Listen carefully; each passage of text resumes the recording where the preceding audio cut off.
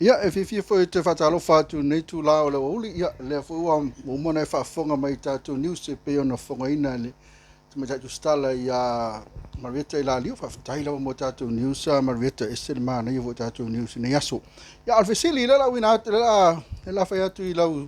ia te oi te mai tai wha tu stala. Ia le tātou news mua le peo I ona nafi le sa ia sa fa pito le palemia e fa pena foi mala uli au nei la yo le foi to la vai foi la uli ma le tinu le wingo fa mesinong nei e tasi al fa mesinong le fa solo tasi foi mo dianga ia a pe fa lo pena bisia te o le tangata le ona le luma ia pe fa na fa lo mai so fa foi o tangata le tangi foi le fai mo dianga I le palemia me se foi mista o le cabinet.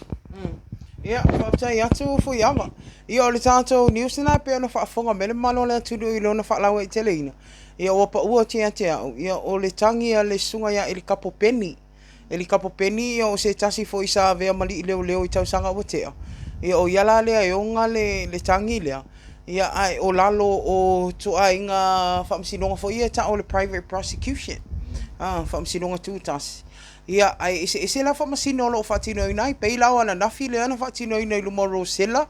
la toa Rosella pa li le famasino ngai le va o le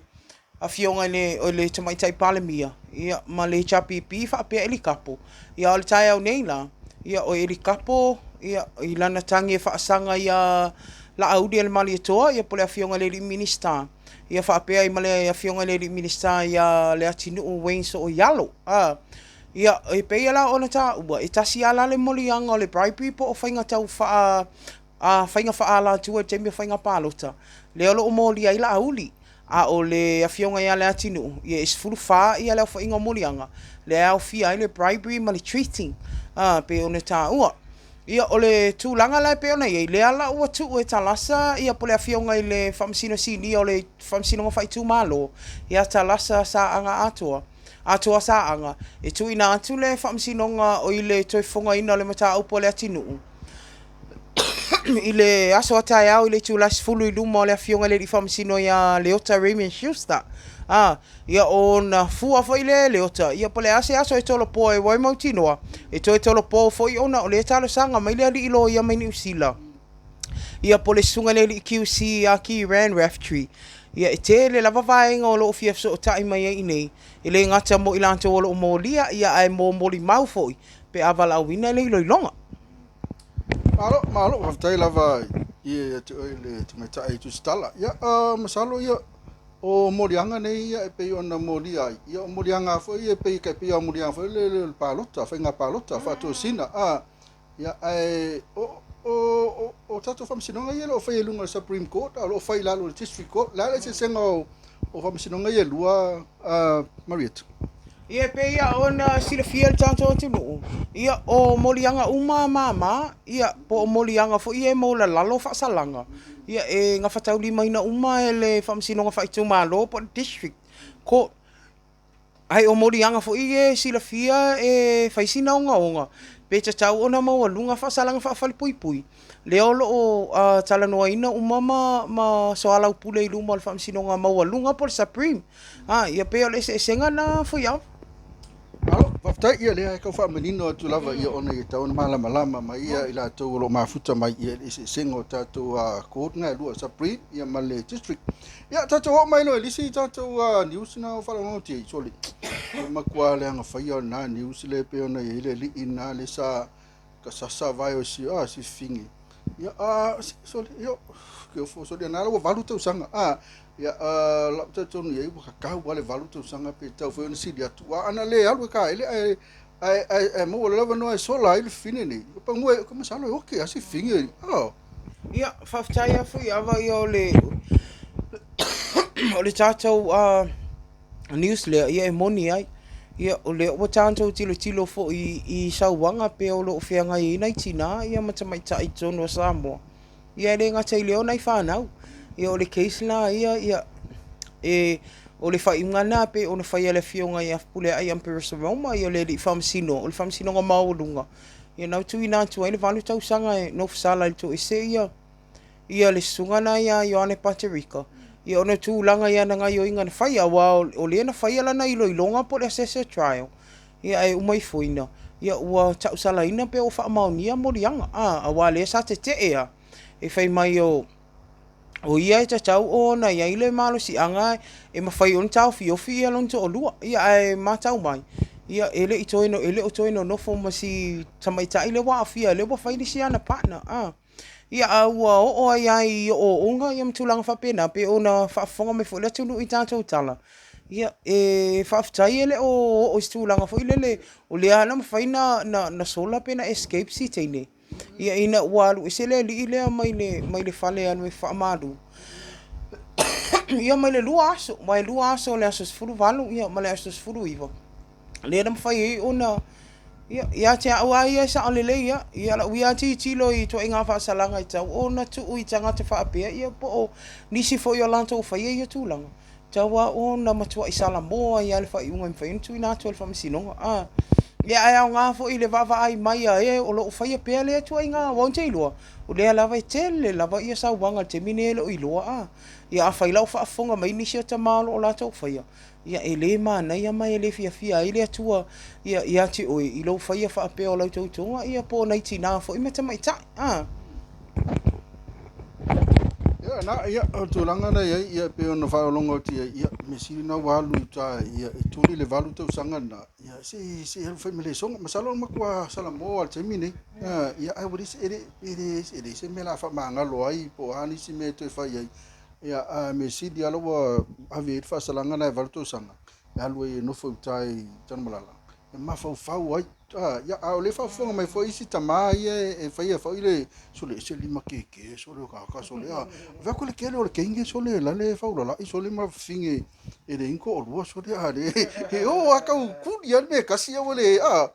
ia ai ma ali tele ia tulanga ia ai ele ma fa ona va ka kasi o nga kasi ke finge fa ko ka sole e tu mau e ku mau va pe ele ma fa ngo ele kele ola pe ele fa kasi mau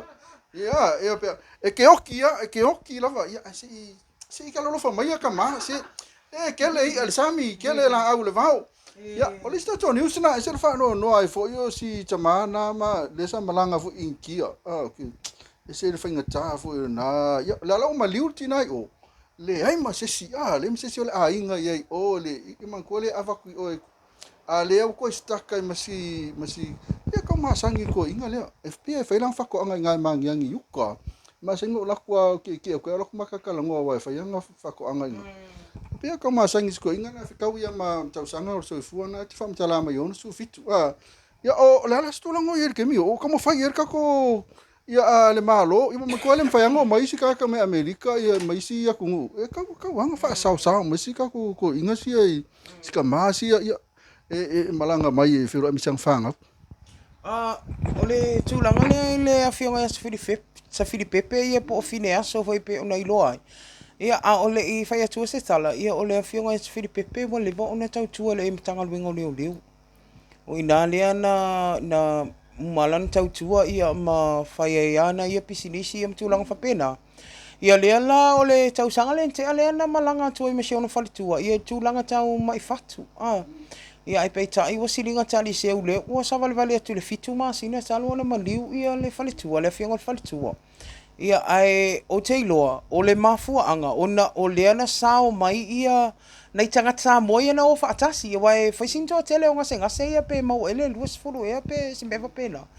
le afo ina na sauno ia ile ofisa silion tanga luenga so i fomalo no ina vai taimina e ole i te tele mai la le Delta ia o Taylor ia lana ona o intia le sa wele Delta Taylor ina le fai te tenga tan te mini o te masalo le mafu anga na wai le ai mani tanto le mani tanto pa se o fa longo i te me fon tanga mal New York o fa pe mai in tanga ta sa mo le mai intia te mini o le va tele on ta fi ona o le tanto variant fo le o le Delta Ia o te masalo la, o le pui inga o le tātou atu no. Ina nei mea ane wana unau ina ia sao me le fionga e ta Filipipi. Ia ave am tūlanga ina i te iwa ofi mai ia. Ia o te ilo le ngalu roi malo, si am tanga loenga soi fo malo lo, ina male malo. Inisi au wala e mawhai i ona tau fisosoani e mawhai i ona malanga maisi ta mamatu wale ia ta Filipipi. Ia o tu langa la ia mango mati langa mali wai ia le fale tua fo te Filipipi ia mati pila me yuni ulai au kus oko kele ngi masinga so ia makua wa kili mafakia ia le fionga fo te Filipipi fai ole mali o sion fale tua le mafai ona ia inga le fo ko staka o ma ya ma pena pe fa ui fo New Zealand wa makua le on New Zealand ia ngo fo ile New Zealand mo singa isolated nga mo singa fia ma yaso ko tu malanga mai rola ia le nei ia wala fa pena ia musalo finga kai ona faina tu langa ia wa ia i pe malanga mai fo ia la stu langa le fa le tu ia o te wa o le tu langa fo le te mo se fa tu stala te o se ai o te ilo ina te o su langa fo le se tu lo pe fa ali fu o intia fa pena ia wa le wa fa sin te le masina ia pauna o le option ia e avato e fa mai senga i si ainga e uma ia tato maftianga i tulang fa pe ia pe ava mamau ma nisi o mantua ia ile umi nei le o savalia tau sanga masina ia tato talo ia vave on au mai le tua se tali ia tafi se tua ina fa mai wa o le tani ale o le maftianga lalangi le hei o covid ia fa malo le ono sa isi ainga fo in ai mese ona fa na wisa moni alo after lava ia masalo na wa ia fo mal le si fa fika i pe afo lo mal le au tafa o le fa ngo fi e ona mafuta pe ia la vala ia ka si alo fa tu te Filipipi pe afo na ti mafuta mai io ile me fa ngo ko se ia se va te Filipipi ka mingi ia masina yo na alo ia finga ka le mela ia o stak ko le se o kakalongoa ua ngalo ia ule le tātou news muli fo le tātou news muli kalo fais kako fale kapaale o kafakui ia o tūlanga ia aver fa malo i le matanga luenga o ala manuia pisinisi ma leipa ia ai le ngata i lea o le ngalue fa atasi e ma matanga luenga o tupe maua matiute ia antoa i ma le lango le matanga luenga o whainga whaiva ma siusio manga ma le whatoanga wai pe o le antou ia le ngaluru e whaatasi ma le au ngausi o loa po o manufacturers i Samoa nei ia mutinoi le leima anto tatou exports ia al tūlanga la le tatou news lea ia o le saunoanga ia le fionga le sao whaapito po le palemia i le pokalame mtu stala le vaso mawai ia lo whaamaunia ia ona o nisi lava o ta ialo o le mwhai ona tau sisia ia e ala i pisinisi lai sene si whale whangausi tapa alea le foi le ngua super wing ia le umafu ai ona fa momoe apa a tatou super wing ia matapunia lo ia a tono mole lumana ia tono fainso tala ia ai se ilonga lava e mafai ona lantou ia umai inga ia tu inatu ele mtanga luenga o ala monwia pisinisi maleipa ia fa to am failo ona to ia istu lang fa pea ia ele ngata ile o le sau no ele fionga sa fa pito po le fionga palemia e ai mai spesi nisi e fai asini fea lolo tapunia ona wale sava vali tato ta yala ia o se fangu fo ile na ia tato pisinisi ia ma company a fai lava e mise lava ia ile i tūleo ngau si no o loa a fai lava o sila fia ele o ia whainga wha vai mata iala mai le matanga luenga o le MCO ia o te iloa ia o se au o ngata ua lea wai ua na o atua ia singa matulanga whapena ia mai mau ele o nanga ia on tātou news muli na ale mana ia il fangu na mo na ia tātou tangata wai pisinisi ele ngata fo ila mo tangata mo au wai pisinisi ngau si o loa ia o so se au nanga wai o so se au nanga e tāua pe on sau no le fionga le palemia te mai te palemia e tāua le sao pisinisi awa le to tongi la fonga mama wai tu pe le tunu ai te tau lava ia ona uia o mai ia awala pe o lai sene pisinisi ia male o nanga ia si itia ia pe o se tūlanga na fu ia vai e mamalama tau news le pe a ko paunga news na ia ma nei foi kapungi nga fale tapa ala to ia ole ke lo mo le main road ta ki ka fsanga imale ole Bruno ki ka fsanga ia le vai nga ia ngo va ia ni mutau sa pe o sainga e onga le fale kapanga ia ai ke vai ia me si foi nga kapungi ai male kire foi ia fa ma ese ia mi jar kapa e ma wai ka ko le kensa ia ma nga pe fale me ai se mongo ko fa ko a pe kala pe le nga ma mia mo fonga ta mafa si tatu tunu wa ko fo ka pa alva nga ye pe kiri ba kiri lo si bol super wing nga super wing ngo ke mia ke ulai le lo wala wa power ya tele la se to nga ye tele i to fo ya ta pa si va nga si ia na i sika vesti ala nga ia o ko foi ia ai le kai o kusa male afoi ia tu lo wal fa fonga nga le atunu ia o tanto tal no fo itapa ia ele te ona tusa mal tanto British tobacco lenga o si ina le tanto la fumeni male Paul Mall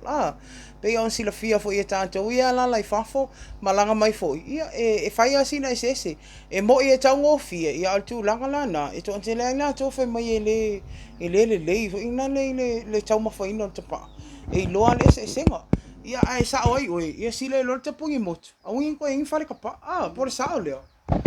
le lava ia au po femela oi solo ele au ai kapa no kana yo sam yo solo ia sa ili ia ole tulanga na ia ai me ai o pisinisi kawanga faila to laiseni wa to tele foi pisinisi ele ia nei ia le angi laiseni wa pa unga se me so soani ele malo o laiseni wa fai me o TST ma ia kau alo mai ole mea le laiseng pa nga se ku me mo ai se ku pe malo mai pisingisi pa laiseng au ke ro ia ka un fa malo sia mo pisingisi so ka pisingisi ele pe foi nga fa kapa pisingisi ia mo se ska ko se me foi ska ko la fonga ave ia mo malo wa foi la tini no tato tunu fa fikai lava marieta mo tato tato ni uso mo ni aso ya ka sia ia ya wa ya kalau si ibu kapungi nga fara kapa ya kapungi ko msi fara kapa ko salo kapungi ya o ko ale ai ya mas se ko ya ko ro fe o ki uma pe kalau fai até mulher ya ela vai tu mata yo Marieta tu mata tu stala Marieta yo ya fai mais na tala muri por a foi se tu rango eta tu news la sa tayao ai mun nei temi fa fitai te Marieta mota tu news ia whaafitai atu fui awa ia e mai se lava le whaafunga anga sio tātu o tunu ia e mua onto e watule maulalonga ia e mai se le whaamalulu ia o nei le o tūlanga le leifoi ia le tūlanga e peia o na matau mai se itulou ia i le tale foi ia o le fisu ia ingol tau i nei Samoa timu la ia ua po ia i foi ia nisi o to tele o le atinu i le folu ai mai se o le kamalea whaamaka ngaka se itulou o le tale ia ai le mawhai ai lava o le tu ua le o nanga i tau antu ina atu mea lo tupu i tono se tātu o tinu ia ai mole aso tai au ia o lo titila fo ianga i whaamsinonga pe on whai atu ia o le afonga ina ile mata upo le afionga ia le atinu upo le minista o business ala monuia labor ia i lumo le afionga ia i le whaamsino ia le ota Raymond Schuster ia o le a maua fo isino o te otonga le na fo i tūlanga o le tātou news lena ia pe mai a le aso tai au ia manisi lava mta upu a lea lava o ele o mapu a tātou whaamsinonga ia so uma ia le ngatai lea ia o le aso atai au le itula iwa i tau ina whaamata ali atu. Ia o le ala whaatau tō ina, le whailau tusi fōu a le whono au whaitula whono. Ia i le maota o le awhionga i le malo iwa i lele. I le itula iwa le aso atai au. Ia o le a watu e fuisina o tō tonga le nā fwoi wha moe. Ia pe a tu ina atua tātou tala mai sa moe le aso atai au. Ia e mo te minei, ia whamanuia te le lamba le atua i sio tātou atunuu. Ia e maise lavona tātou paanga. Ia o e ai tau malele mai fwoi atunu mamau. Ia o nisi o nā ua fia malanga mai sa moni, ia maua pele ono sai, malu tia o tau soi fue le atua, ia mai le nei lava wha mai, ia ua feo lolo lava nai o tātou tangata, ia ua wha peo na mau i soi fua, ia o le whautuanga, ia ele o se wha atonunga mai lau loa bei, ia mataala pea, ia matautisia pea au wala mta iala, ia malu tia o tau soi fua i nā tunu, ia wa e whaaftai le atua ia Samoa o loo wha pea o nā lofangia pea Samoa, o lo COVID free pe mātou i nei ia ai le whaapea la o le atu ina i tā penanga uma ina ne mea ne wofi mani tātou fili ia i nei Samoa ia e mon te minei mo moli te le atu alo whaanga mai le polo kalame nei ia le li pule ia Michelle Fantua ia ma le au nanga ia alofa tele atu tātou toi whailoa i le aso tai au te mi lama whape nei ia awa lava tātou o nanga masani nei a mon te minei ia whaatos whāsoifua alofa tele atu.